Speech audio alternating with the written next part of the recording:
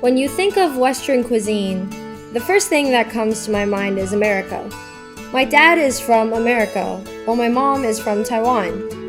When I was a kid, my dad used to tell me stories about his grandma and grandpa and what they used to cook for him. You see, my dad was born in the 60s, and they didn't have a lot of money back then, so people had to find a way to get by. Shepherd's pie was a very popular and affordable meal back then, and still is to this day. But making shepherd's pie just the way it is kind of boring. So I decided to add texture, culture, and most importantly, heart. Instead of just having mashed potatoes and meat sauce, I decided to shred my potatoes into thin slices, coated in butter, baked, and then fried. For the meat sauce, I decided to go classic with a ground beef and tomato sauce.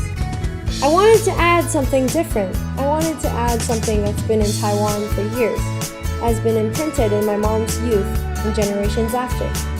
Chinese fried chicken, also known as jiansuji. The chicken is often paired with basil, which made me think of pesto sauce. So I decided to take the basil and turn it into a dipping sauce for my fried chicken. After frying and coating the fried chicken, I decided to add diced potatoes to look like it was fried with actual potatoes. A lot of people often add mashed potatoes on top of their shepherd's pie. But you see, I didn't want this to be any old regular pie you could buy in a convenience store. I decided to make regular mashed potatoes but with a twist. I added heavy cream, butter, milk, and cheese for flavor, adding more of a sauce consistency instead of a dense waxy texture. For the plating, I decided to use hand-picked flowers from a garden, with the sauce showing in small amounts giving the dish more depth. Adding tomatoes for color to give the dish more of an acidic kick to lighten the flavor, with elegant lace cookies made with mashed potatoes and Parmesan cheese on the side of my dish.